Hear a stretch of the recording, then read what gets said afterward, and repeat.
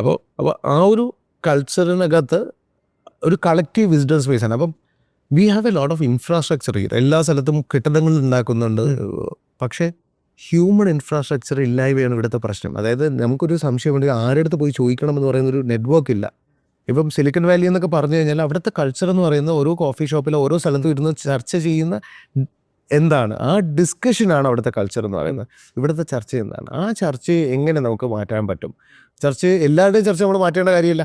Passionate ആയിട്ടുള്ള ആൾക്കാർ പല സ്ഥലങ്ങളിലുണ്ട് എങ്കിൽ അവരെ ഓരോ കമ്പനിക്കകത്തും സൈഡ് ലൈൻ ചെയ്യപ്പെടും. കാര്യം ഇവൻ ഭയങ്കരമായിട്ട് പെർഫോം ചെയ്താൽ ഞങ്ങളെ ബാധിക്കുന്നതാണെന്ന് പറഞ്ഞാൽ അവനെ പുച്ഛിക്കുകയും അവനെ താഴത്തേക്ക് വലിക്കുകയും ചെയ്യുന്നൊരു കൾച്ചർ ഇവിടെയുണ്ട്.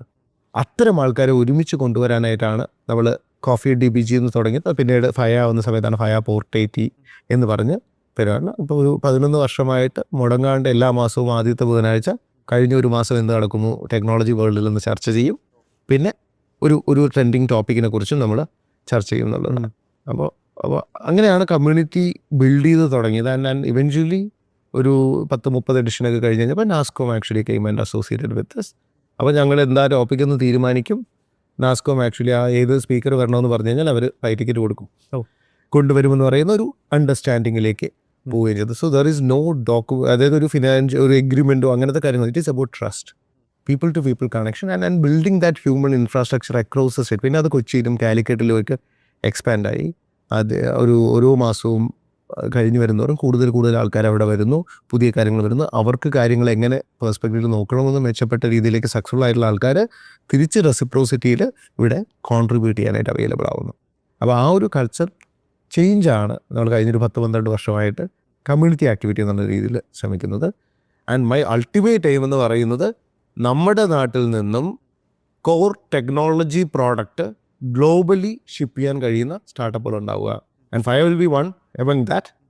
ആസ് എ ലീഡർ അത് ഉറപ്പായിട്ടും ഇവിടെ ഉണ്ടാവും. അതേ സമയത്ത് തന്നെ എത്രത്തോളം സ്റ്റാർട്ടപ്പ് കമ്പനികൾ അങ്ങനെ ഗ്ലോബൽ സ്കോപ്പിൽ ബിൽഡ് ചെയ്യാനായിട്ട് കോൺഫിഡൻസ് കാണിക്കുന്നു എന്നുള്ളതാണ് നമ്മുടെ ഈ ഒരു കമ്മ്യൂണിറ്റി ആക്ടിവിറ്റിയുടെ ഔട്ട്കമായിട്ട് കാണാനായിട്ട് ഉദ്ദേശിക്കുന്നത്.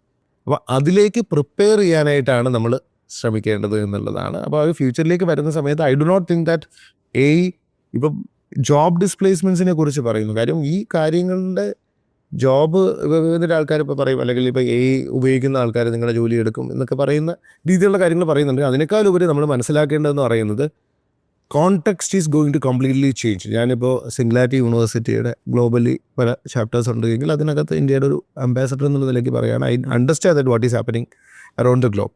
അപ്പോൾ അതിനകത്ത് വരാൻ പോകുന്ന നെക്സ്റ്റ് 5 ഇയേഴ്സിൽ നമ്മൾ കാണാൻ പോകുന്ന ചേഞ്ച് എന്ന് പറയുന്നത് കഴിഞ്ഞ 100 ഇയേഴ്സിനകത്ത് കണ്ട മാറ്റങ്ങളുണ്ടല്ലോ, അതിൻ്റെ ഒരു ക്യുമുലേറ്റീവ് ടോട്ടലാണ്. അതായത് ഇന്ന് തന്നെ നമ്മളൊന്ന് ആലോചിച്ച് നോക്കിക്കഴിഞ്ഞാൽ നമ്മളുടെ പൂർവികർ നമ്മളെ കാണുകയാണെങ്കിൽ നമ്മൾ എഴുന്നേറ്റ് നിന്ന് തൊഴും, ദൈവമെന്ന് എഴുതിയേക്കും. ഒന്ന് ആലോചിച്ച് നോക്ക്. ഇപ്പോൾ ഇവിടെ എഴുന്നേറ്റ് എവിടെ വേണോ പ്രത്യക്ഷപ്പെടാൻ എനിക്ക് പറ്റില്ലേ? സൂമിലും കോളിലും എല്ലാ ആൾക്കാരും അത് ചെയ്യുന്നുണ്ട്. ലോകത്ത് എന്ത് ഇൻഫർമേഷൻ ഉണ്ടെങ്കിലും നമുക്ക് സെക്കൻഡ്സിൽ എത്താൻ പറ്റില്ലേ? ജീനോമിക്സിലൂടെ നമുക്ക് ഒരാളുടെ ഭാവിയിൽ എന്തൊക്കെ അസുഖങ്ങൾ വരുമെന്ന് പ്രവചിക്കാൻ പറ്റില്ല. സ്പേസിലേക്ക് പോകുന്നില്ല, മഴ പെയ്യിക്കാൻ പറ്റുന്നില്ല. എന്താണോ ദൈവത്തിന് മാത്രം കഴിയുമെന്ന് കരുതിയിരുന്ന കാര്യങ്ങൾ ചെയ്യുന്ന മനുഷ്യരാണ് ഇന്നിവിടെ ഉള്ളത്. ആ അത്രയും ഇൻഫർമേഷൻ അത്രയും പവറും വെച്ചിട്ട് നമ്മളിപ്പോഴും പഴയ ആൾക്കാരുടെ ആ ഒരു ലോകത്തുള്ള ആൾക്കാരെ പോലെ ജീവിക്കുകയാണ്. ശരിക്കും ഈ ഒരു ഓപ്പർച്യൂണിറ്റി എന്ന് പറയുന്നത് നമ്മുടെ ആ ഒരു സെൽഫായിട്ട് നമുക്ക് എന്തൊക്കെ ഉണ്ടെന്ന് തിരിച്ചറിഞ്ഞ് അതിനെ ക്യാപിറ്റലൈസ് ചെയ്ത് മുമ്പിലേക്ക് പോകാനായിട്ട് ഉപയോഗിച്ചില്ല എങ്കിൽ എന്ത് സംഭവിക്കുമെന്ന് പറയുന്നത് മുമ്പിലേക്ക് പോകുന്ന സമയത്ത് നമ്മുടെ ഭാവി ഭയങ്കരമായിട്ടുള്ളൊരു പ്രഷർ സിറ്റുവേഷനിലേക്ക് പോകും.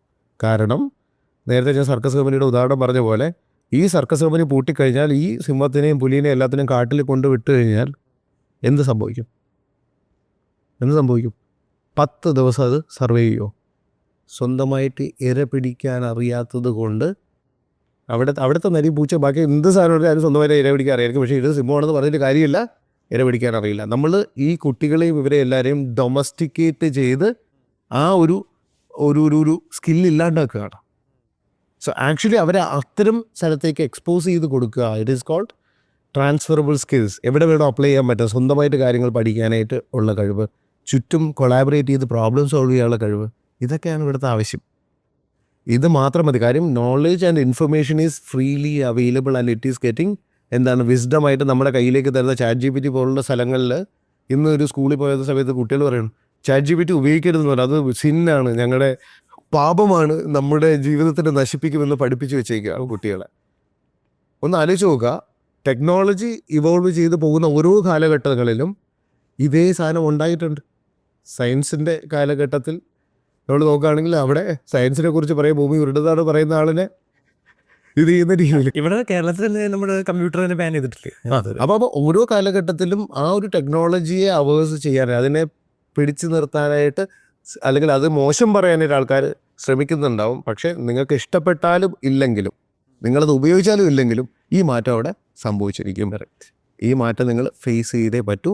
ആൻഡ് നമ്മളിപ്പോൾ പണ്ടത്തെ കാലഘട്ടത്തിൽ നോക്കുകയാണെങ്കിൽ നമ്മൾ വെറുതെ ഒരു ഉദാഹരണം എടുക്കാം. VCR സിനിമ കണ്ടിട്ടുള്ള ആൾക്കാർ, അത് കഴിഞ്ഞപ്പോഴത്തേക്കും ഭയങ്കര വലിയ മാറ്റം വന്നു, CD മാറി. എല്ലാവരും CD പ്ലെയറും സാധനങ്ങളൊക്കെ വെച്ച് CD റൈറ്റിങ്ങും കാര്യങ്ങളൊക്കെ വന്നിട്ട് ഒരു ഭയങ്കര ചേഞ്ച് ഉണ്ടായി. ഇന്ന് ഈ സാധനങ്ങൾ എവിടെയെങ്കിലും ഉണ്ടോ? You had seen that. അത്രയും സാധനം CD ഡ്രൈവ് എന്തെങ്കിലും ഒരു കമ്പ്യൂട്ടറിൽ പോലും ഇല്ലാത്ത രീതിയിലേക്കൊരു ചേഞ്ച് ഉണ്ടായില്ലേ? അപ്പോൾ ഈ കൺവേർജൻസ് ആണ് അവിടെ നടക്കുന്നത്.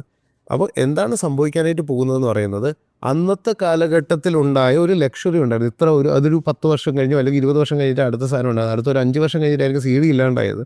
ആ ലക്ഷറി ഇനിയുള്ള ചേഞ്ചസിൽ ഉണ്ടാവില്ല. സോ അൺപ്രസിഡൻറ്റഡ് ആയിട്ട് എക്സ്പൊണൻഷ്യലി ഒരു കർവിലാണ് നമ്മൾ നിൽക്കുന്നത്. ആ ഒരു ചേഞ്ചിനെ അഡാപ്റ്റ് ചെയ്യാനുള്ള ഒരു മൈൻഡ് സെറ്റ് നമ്മൾ ഉണ്ടാക്കുക, അതിന് വേണ്ട സ്കിൽ സെറ്റ് വെച്ച് പ്രിപ്പയർ ആയിരിക്കുക. That is what we have to do. And next generation കുട്ടികൾ പ്രിപ്പയർ ചെയ്യുന്ന ഒരു വേൾഡ് എന്ന് പറയുന്നത് ആ ഒരു ഭാവിക്ക് വേണ്ടിയിട്ടായിരിക്കണം. It is not towards a world that we had seen before.